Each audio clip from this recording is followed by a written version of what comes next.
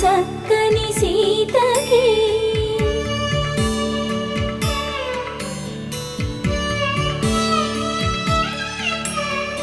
ఎర్ర జాబిలి చేయి